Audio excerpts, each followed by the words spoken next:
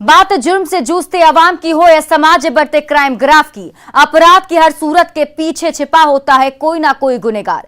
नमस्कार, मैं हूं आपके साथ शिप्रा झा। तफ्तीश की राह में आने वाली हर कड़ी सुराग बनकर पहुंचाती है गुनहगारों को सलाखों के पीछे। तो आप बने रहिए हमारे साथ, क्योंकि हर जुर्म के खिलाफ हमारी तफ्तीश लगातार जारी है।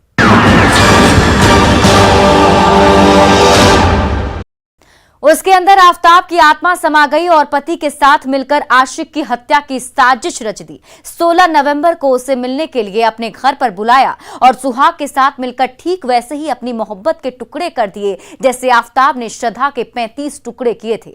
लेकिन उसने 6 टुकड़ों में ही काम तमाम कर दिया और शव के टुकड़ों को पति ने अलग अलग जगहों पर ले जाकर फेंक दिया। क्या है ज्योति के आफताब रूप की खौफनाक कहानी, इस रिपोर्ट में देखिए। विकास चौधरी हत्याकांड का खुला राज। ज्योति की आफताब वाली साजिश बेनकाब। 6 टुकड़ों में मिली थी दीवाने विकास की लाश। धोखे से माशुका ने आशिक को घर पर बुलाया और पति पत्नी ने मिलकर काट डाला।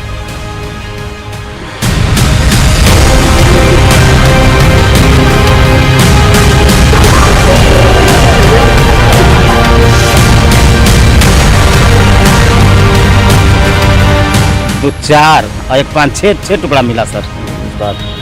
शरीर का तस्वीरों में दिख रही इस शादीशुदा महिला और उसके पति की खौफनाक कहानी सुनेंगे तो आप भी सहम जाएंगे। जैसे दोनों की गिरफ्तारी के बाद नालंदा जिले के सिलवा थाने की पुलिस तन्नो है। आशिकों के दिल की धड़कनें तेज हो गई है, क्योंकि बेवफा बीवी ने मोहब्बत में प्यार के पन्नों पर ऐसी खौफनाक और डरावनी पटकथा लिखी जिसकी चर्चा पूरे जिले में हो रही है। जो भी इस खौफनाक वारदात की कहानी सुन रहा है वो दांतों तले उंगली दबाने को मजबूर हो जा रहा है, क्योंकि महिला ने अपने पति के साथ मिलकर अपने दीवाने को घर बुलाकर हत्या कर दी और साक्ष्य छिपाने के लिए दोनों ने मिलकर 1-2 नहीं आशिक के 6 टुकड़े कर दिए। ठीक वैसे ही जैसे आफताब ने मोहब्बत में श्रद्धा के 35 टुकड़े किए थे और शव के टुकड़ों को अलग अलग जगहों पर फेंक दिया था। ठीक वैसी आशिक के कत्ल के बाद टुकड़ों को फेंक दिया ताकि पुलिस को गुमराह कर सके, लेकिन ऐसा हुआ नहीं। पुलिस ने जब तफ्तीश शुरू की तो प्यार में रची गई माशुका और उसके सुहाग की साजिश बेनकाब हो गई। उसके बाद क्या, पुलिस ने दोनों को हिरासत में ले लिया और पूछताछ शुरू कर दिया। दोनों ने पूछताछ में जो खुलासा किया है वो हैरान करने वाला है। आपको बताएंगे इश्क की साजिश में लिपटी दीवाने के 6 टुकड़ों की पूरी कहानी। लेकिन उससे पहले पुलिस और पंचायत के मुखिया ने जो कुछ कहा है वो सुन लीजिए, जिसे सुनकर आपके भी रोंगटे खड़े हो जाएंगे। दिल लगी करने वाले दीवानों की दिल की धड़कनें थोड़ी देर के लिए थम जाएगी। हमारे पंचायत का विकास चौधरी नाम का एक लड़का था जिसका हत्या कर दी गई है और हत्या बेरहमी ढंग से किया गया है। उसका हाथ पैर काटकर ये नारी का छिलका पर जो है वहाँ पे मिला है और शरीर का जो हिस्सा है सिपाह पुल के नीचे मिला और सर जो है जो फतुहा में। नूरसराय थाना क्षेत्र में बिहार श्री परवलपुर रोड के नारी गांव के पास रोड के किनारे 17 तारीख को शाम में एक प्लास्टिक के बोरे में मानव अंग जिसमें हाथ और पैर कटे हुए थे उसमें वो बरामद हुए थे। उस संबंध में हम लोगों ने तहकीकात प्रारंभ किया। अज्ञात के विरुद्ध हत्या का कांड दर्ज कर अनुसंधान प्रारंभ किया गया। सही सुना आपने, नालंदा जिले के सिलाव थाना क्षेत्र के नानंद गांव का रहने वाला विकास कुमार चौधरी 16 नवंबर 2022 से लापता था। जब वो देर शाम तक घर नहीं लौटा तो परिजनों की बेचैनी बढ़ने लगी। घर वालों ने खोजबीन शुरू कर दी, लेकिन विकास का कोई सुराग नहीं मिला, जिसके बाद थक हार कर परिजनों ने सिलाव थाना पहुंचकर विकास की गुमशुदगी की रिपोर्ट दर्ज कराई, जिसके बाद पुलिस मामले की जांच में जुट गई। इसी दौरान 17 नवंबर 2022 को बोरे में बंद टुकड़ों में एक युवक का शव मिला, जिसमें हाथ और पैर के टुकड़े रखे हुए थे। उसके बाद पुलिस ने शक के आधार पर विकास के परिजनों को खबर की। सूचना मिलने के बाद परिजन थाने पहुंचे तो हाथ के टुकड़ों से लाश के टुकड़ों की पहचान विकास के रूप में की गई। उसके बाद परिवार में चीख पुकार और चित्कार की आवाजें गूंजने लगी और पुलिस अज्ञात अपराधियों के खिलाफ मामला दर्ज कर शव के बाकी के टुकड़ों की तलाश में जुट गई। 2 दिन से गायब था और खोजबीन चल रहा था। इसी बीच में पैर हाथ मिला, तो उसमें कंगन पहने हुए था और हाथ में जले के निशान से पाया गया कि वही लड़का है। काफी खोजबीन के बाद पुलिस को दीपनगर थाना क्षेत्र के सिपाह पुल स्थित पंचाने नदी से सिर मिला। उसके बाद साफ हो गया कि 6 टुकड़ों में मिली लाश विकास चौधरी की है, लेकिन कातिल का कोई सुराग नहीं मिला था। जब पुलिस के लिए एक चैलेंज था। शुरुआती दौर में पुलिस ने ब्लाइंड केस मानकर जांच शुरू कर दिया, लेकिन जैसे जैसे तफ्तीश की दिशा आगे बढ़ रही थी, वैसे वैसे 6 टुकड़ों में मिली लाश की गुत्थी सुलझ रही थी। इसी बीच पुलिस को लीड मिली और पुलिस नूरसराय के 12 खुर्द गांव से एक महिला और उसके पति रंजन को हिरासत में ले ली। तस्वीरों में दिख रही यही वो महिला है जिसका नाम ज्योति है। जब पुलिस ने दोनों से पूछताछ की तो दोनों ने विकास के कत्ल के पीछे के सारे राज उगल दिए। इसी क्रम में सस्पेक्टेड एक महिला है जो बड़ा खुर्द गांव नूरसराय के हैं।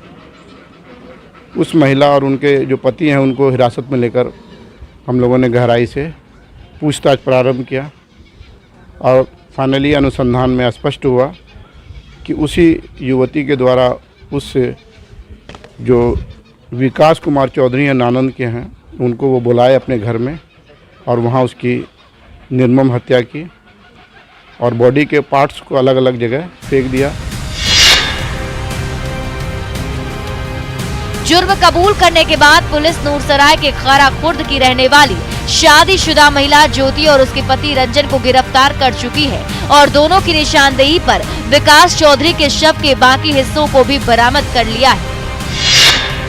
की निशानदेही पे जो उसका बॉडी है उसको हम लोगों ने दीपनगर थाना क्षेत्र के कोसुत नदी से बरामद किया है और उसका जो हेड है उसे फतवा थाना क्षेत्र के पुनपुन नदी से बरामद किया गया है। जो मृतक है उसका मोटरसाइकिल, कपड़े इत्यादि की भी बरामदगी हुई है।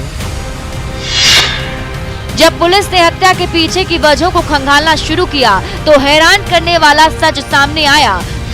वो सच था गिरफ्तार महिला ज्योति और मृतक विकास कुमार चौधरी का प्रेम प्रसंग। उसके बाद पुलिस ने जांच की दिशा को इश्क की गली में मोड़ दिया और जब गहराइयों में जाकर पता किया तो पता चला कि गिरफ्तार महिला ज्योति से मृतक विकास का कई सालों से प्रेम प्रसंग चल रहा था। ज्योति अपने पति के पीठ पीछे बंद कमरे में अपने आशिक के साथ इश्क फरमा रही थी, परिवार और पति को धोखा दे रही थी, सिंदूर के रिश्ते के साथ बेवफाई कर रही थी, अपने जिस्म की प्यास बुझा रही थी। ये सिलसिला पिछले कई सालों से चला आ रहा था। इसी बीच बंद कमरे का घिनौना राज खुल गया। ज्योति के पति ने सब कुछ देख लिया। उसके बाद क्या, रंजन के दिल में बेवफाई और धोखे की आग धधकने लगी। बेडरूम में पति पत्नी के बीच प्यार के लम्हों में लड़ाइयाँ होने लगी और दोनों ने मिलकर विकास को रास्ते से हटाने का प्लान तैयार कर लिया। रंजन ने अपनी पत्नी और विकास की माशूका ज्योति को मोहरा बनाया। 16 नवंबर 2022 को साजिश के तहत विकास को मिलने के लिए ज्योति ने अपने घर नूरसराय के 12 खुर्द गांव बुलाया। माशूका का बुलावा सुनकर आशिक विकास भी ज्योति का दीदार करने के लिए बेताब हो गया, लेकिन वो साजिश को नहीं भांप पाया। वो मिलने तो चला गया लेकिन लौटकर वापस नहीं आया, क्योंकि उसकी माशूका ज्योति के घर पर मौत बेसब्री से इंतजार कर रही थी। ज्योति और उसके पति ने बेडरूम के बंद कमरे के बदनाम रिश्ते का कत्ल कर दिया और पुलिस को गुमराह करने के लिए लाश के 6 टुकड़े कर दिए और यमराज बनकर अलग अलग जगहों पर ले जाकर फेंक दिया।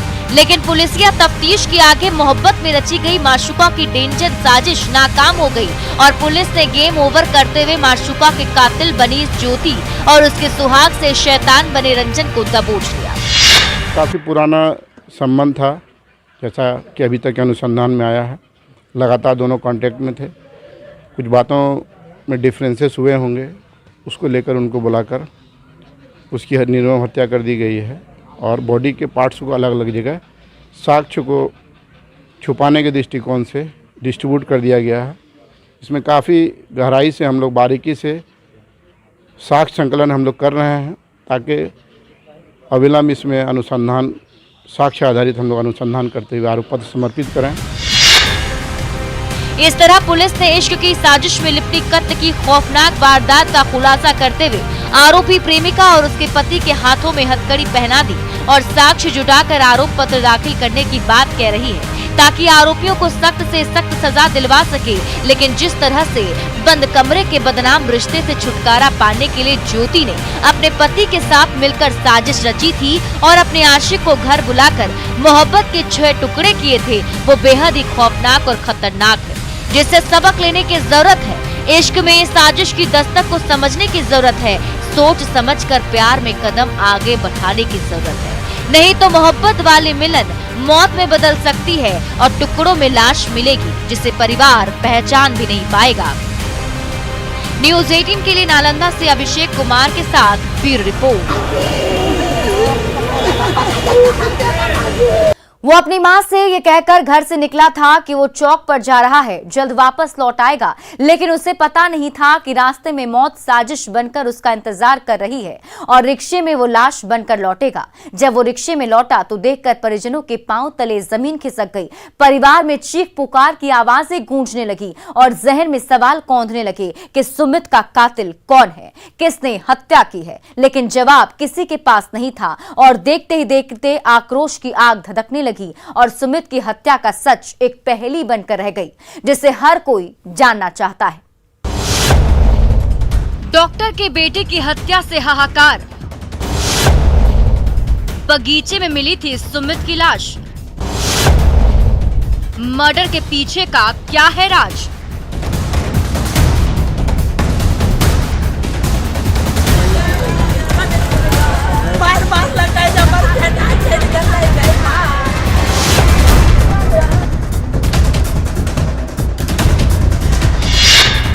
तस्वीरों में दिख रहे इस नौजवान का नाम सुमित कुमार सुमन है, जो समस्तीपुर जिले के हसनपुर थाना के बीरपुर गांव का रहने वाला है, जिसकी शनिवार की देर शाम बेखौफ बदमाशों ने चाकू गोद कर हत्या की है, जिसके बाद से बीरपुर में आक्रोश की आग धधक रही है। परिवार में चीख पुकार और चित्कार की आवाजें गूंज रही हैं और पुलिस चुप्पी साधे बैठी है, जिससे लोगों का आक्रोश और भी बढ़ गया है। लोग सड़क पर आगजनी कर आरोपियों की गिरफ्तारी की मांग कर रहे हैं, लेकिन पुलिस है कि सुनने को तैयार नहीं। अधिकारी बोलने से कतरा रहे हैं। मां बेटे की लाश से लिपटकर दहाड़ मारकर रो रही है और उसे मौत की नींद से उठाने की जद्दोजहद कर रही है, लेकिन अफसोस की लाचार मां की आवाज उसके बेटे के कानों तक नहीं पहुंच पा रही, जो मौत की चादर ओढ़े गहरी नींद में सो रहा है, जिसकी तस्दीक ये तस्वीरें कर रही है। सड़क पर धधकती आक्रोश की आग कर रही है। उस खौफनाक मंजर को देखती भीड़ कर रही है, जिसे बेखौफ बदमाशों ने पुलिस को खुली चुनौती देते हुए अंजाम दिया है, जो कई सवाल खड़े कर रहा है। सवाल ये कि क्या मृतक सुमित की किसी से कोई दुश्मनी थी? क्या पुरानी अदावत में हत्या की वारदात को अंजाम दिया गया है? अगर नहीं तो क्या प्रेम प्रसंग में सुमित की हत्या की साजिश रची गई है? अगर नहीं तो सुमित की हत्या के पीछे का सच क्या है? लेकिन अफसोस कि इन सवालों का जवाब ना तो परिजनों के पास है और ना ही पुलिस के पास। लेकिन मृतक की मां इतना जरूर कह रही है कि मेरे जिगर के टुकड़े को मार डाला है। मेरा बेटा है। क्या नाम है उसका? सुमित सुमन। कितना उम्र होगा लगभग? 17 साल। तो गाँव से क्या करने के लिए गया था आपका लड़का? गाछी नहीं गया था, बच्चा के रख करके चौक पर गया था। तो ये जो कांड हुआ है ये कहाँ पर हुआ है कांड? हम तो नहीं जानते हैं कहाँ पर हुआ। हम तो देखे उसको रंजन मातो के गोहरलिगा से हम रिक्शा पर सिर्फ उठा के देखे लेते आ रहा था। हम कहाँ था? सुन लिया आपने, हत्या किसने की, क्यों की, ये किसी को पता नहीं। एक अबुझ पहेली बनी हुई है, जिसके बारे में बताया जाता है कि शनिवार की देर शाम हसनपुर थाना इलाके के बीरपुर गांव में रहने वाले होम्योपैथिक चिकित्सक विजय कुमार महतो का 17 साल का बेटा सुमित शनिवार की देर शाम घर से कहकर निकला था कि वो चौक पर जा रहा है, लेकिन उसे ये पता नहीं था कि मौत साजिश बनकर साए की तरह उसका पीछा कर रही है। जैसे ही वो घर से कुछ दूर गया, मौत ने उसे अपनी आगोश में ले लिया। उसके बाद क्या, दनादन चाकू से वार होने लगे और एक अनसुनी चीख के साथ वो वहीं पर खून से लथपथ होकर गिर पड़ा और कातिल आंखों से ओझल हो गए। परिजनों को तब पता चला जब गांव के 3 लड़के उसी बगीचे से रिक्शे पर लादकर घर वापस लेकर आ रहे थे, जिसे देखते ही घर में कोहराम मच गया। आनन फानन में परिजनों ने सुमीत में अस्पताल में भर्ती कराया कि कहीं सांसें बची होगी, लेकिन अस्पताल पहुंचते ही डॉक्टरों ने मृत घोषित कर दिया। हत्या की खबर पूरे गांव में जंगल की आग की तरह फैल गई। देखते ही देखते लोगों की भीड़ जमा हो गई और लोग आक्रोशित हो गए। सड़कों पर आक्रोश की आग धधकने लगी। इतने में पुलिस भी मौके पर पहुंच गई और मामले को शांत कराने में जुट गई, लेकिन लोग मानने को तैयार नहीं थे। फिर स्थानीय जनप्रतिनिधि ने समझा बुझाकर मामले को शांत कराया, शव को पोस्टमार्टम के लिए भेजा और पुलिस मामले की तफ्तीश में जुट गई। घर पर बउआ रख दिया और बोला कि हम जा रहे हैं उधर मम्मी दीदी तो बउआ को दे देना। और तब उसके बाद हमको कोई आदमी कहा कि गाछी मुझको चाकू मार दिया है। तब हम जा रहे थे उधर से रिक्शा पर 3 गो लड़का उठा के लेकर के आ रहा था। कौन सा था? एगो बच्चा का नाम हम नहीं जानते हैं, लेकिन पिता का नाम जानते हैं। एगो था राजू पासवान का बेटा, एगो था झड़ी मैनेजर का पोता। रविवार की सुबह कोई नतीजा नहीं निकला और कातिलों का कोई सुराग हाथ नहीं लगा, तो आक्रोशित लोगों ने फिर से सड़क जाम कर दिया और आरोपियों की गिरफ्तारी की मांग शुरू कर दी। और पुलिस हर बार की वारदात की तरह इस बार भी झूठे आश्वासन देने लगी और कैमरे के सामने बोलने से कतराने लगी, अपनी जवाबदेही से भागने लगी। लेकिन परिजन आरोपियों की गिरफ्तारी पर डटे रहे। लेकिन सवाल वही था कि सुमित का कातिल कौन है? क्या दोस्तों ने आपसी विवाद में चाकू मारा था? अगर नहीं तो सुमित की हत्या के पीछे का सच क्या है, जिसका जवाब ना तो पुलिस के पास है और ना ही परिजनों के पास। ऐसे में देखने वाली बात ये होगी कि हसनपुर थाने की पुलिस कब तक मर्डर के इस अबुझ पहेली की गुत्थी को सुलझाती है, कातिलों को सलाखों के पीछे पहुंचाती है और हत्या के पीछे के सच से रूबरू कराती है। न्यूज़ 18 के लिए समस्तीपुर से मुकेश कुमार के साथ ब्यूरो रिपोर्ट।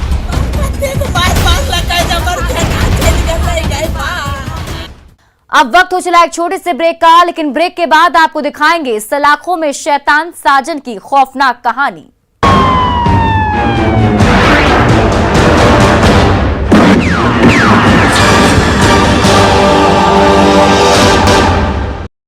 ब्रेक के बाद एक बार फिर से आपका स्वागत है।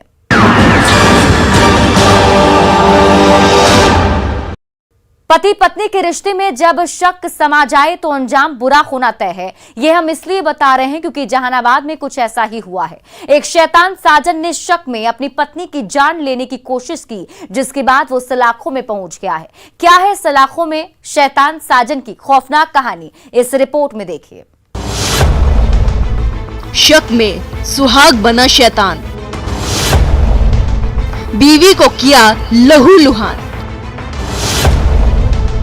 खतरे में अनीता की जान।